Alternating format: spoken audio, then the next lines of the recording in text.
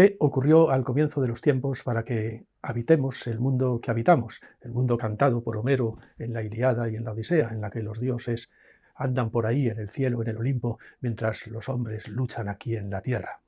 Es un mito tan interesante que uno llega a pensar que los indígenas griegos eran tan inteligentes que más que indígenas parecían antropólogos, porque de alguna forma el mito nos da una clave antropológica fundamental.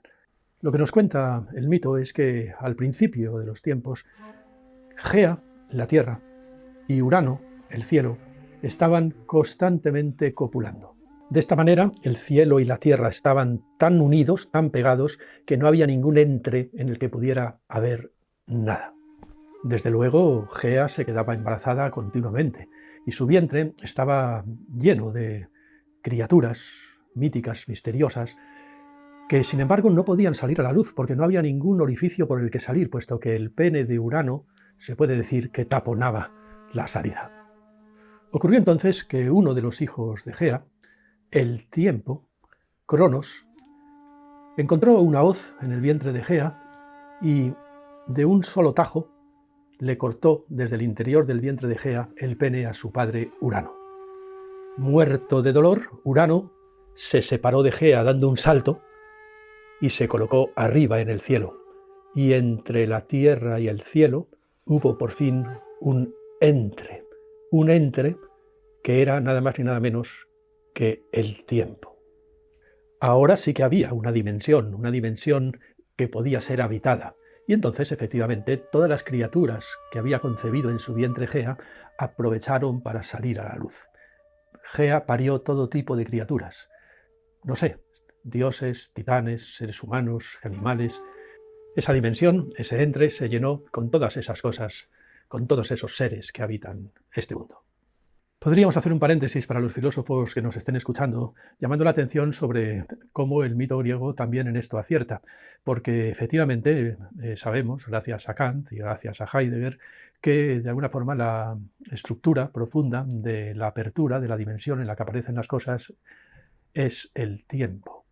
De hecho, el tiempo, dice Kant, es la forma a priori de la sensibilidad en general, es decir, la forma a priori en la que se tienen que dar todas las cosas. Todos los sentidos de la palabra ser, de la cópula es, lo que los filósofos llaman las categorías, son en realidad esquemas trascendentales realizados en la serie temporal. Esto es una cosa que Kant tiene muy clara, que Kant demuestra en la Crítica de la razón pura y que de alguna forma Heidegger reescribe en su obra Ser y tiempo. El sentido del ser es el tiempo. El ser se explica desde el tiempo. El sentido profundo de eso a lo que llamamos ser, esa apertura en la cual aparecen las cosas, los entes, las cosas que tienen ser, es, nos dice Heidegger, el tiempo. Ahora bien, en estos momentos mitológicos reinaba el tiempo. En toda esa dimensión, abierta gracias al tiempo, reinaba el tiempo y el reinado del tiempo era funesto. Cronos, Saturno, para los romanos, devoraba a sus hijos. Dejaba embarazada a su mujer, Rea, una especie de duplicado no incestuoso de Gea, y en cuanto Rea paría a un niño, le exigía que se lo diera y lo devoraba, se lo comía. Lo hemos visto en el cuadro de Goya, de Rubens, bueno, en multitud de cuadros que han representado esta escena mitológica. Saturno, Cronos devorando a sus hijos. Efectivamente, la imagen mitológica retóricamente funciona muy bien, porque el tiempo al fin y al cabo es el continuo devorarse a sí mismo. El tiempo lo devora todo. A veces lo decimos así, el tiempo todo se lo traga, todo se lo come. No hay nada que resista el paso del tiempo. El tiempo es la perpetua amenaza de un futuro que va a devorar el presente, que a su vez ha devorado ya el pasado. El tiempo es el continuo devorarse a sí mismo.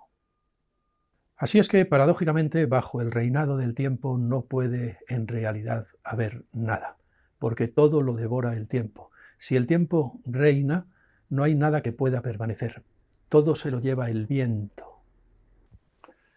No puede haber ninguna estabilidad. Estamos efectivamente en el famoso río de Heráclito, en el río de Crátilo. Nada es, porque todo es y no es al mismo tiempo, de tal forma que no hay permanencia. No hay nada, no hay ninguna cosa que pueda ser ni solamente un ratito la cosa que es. Todo es un continuo pasar y nada permanece, nada es. Hay una cosa muy importante en la que tenemos que fijarnos aquí. Lo primero que no puede ser, bajo el reinado de Cronos, es la palabra, el lenguaje. Porque la palabra, el lenguaje, tiene por condición que en el continuo pasar ininterrumpido de las frases haya algo que permanezca. ¿Qué es lo que permanece? Eso que los lingüistas llamarían la gramática, las estructuras gramaticales.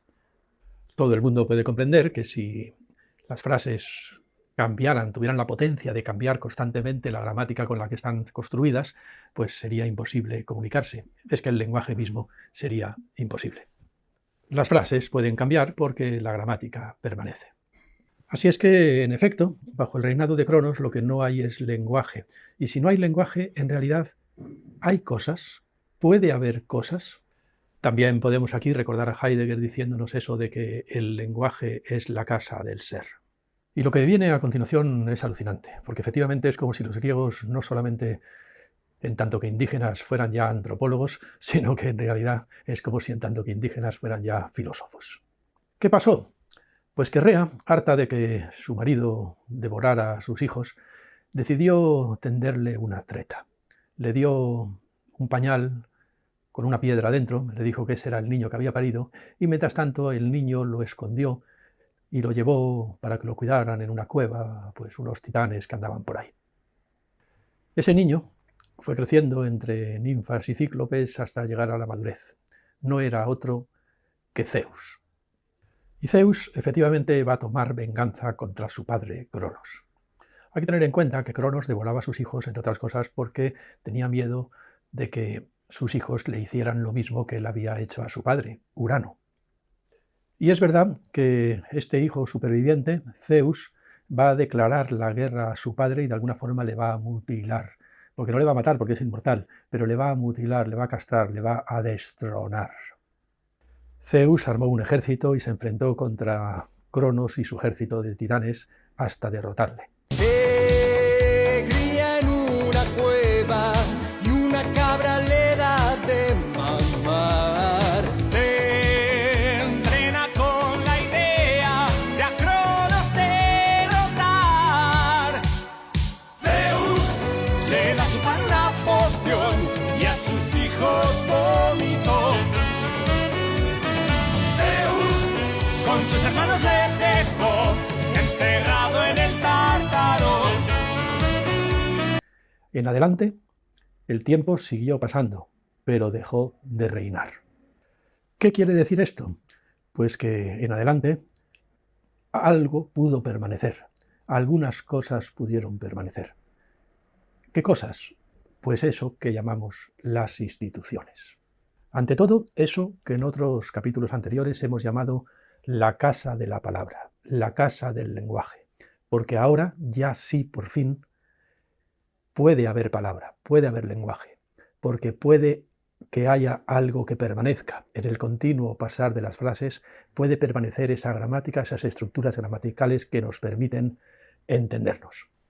Hablamos todos la misma lengua en la casa de la palabra, por eso podemos comunicarnos, porque los ancestros fundaron nuestra lengua, una lengua común, con unas estructuras que permanecen en el intercambio continuo del vertiginoso pasar de las frases. Así es que, en primer lugar, el mito nos obliga a identificar a Zeus con la palabra, con el logos, con el lenguaje. Lo que sí que es cierto es que el mito griego plantea un enigma para toda la historia de la filosofía, que es, si hay una autoridad que ha vencido al tiempo, hay una autoridad con más autoridad que el tiempo, y esa autoridad resulta ser la palabra, el lenguaje, eso quiere decir que el ser humano depende de que haya instituciones que demuestren que la palabra tiene más autoridad que el tiempo, que el tiempo tiene que plegarse al dictado de la palabra.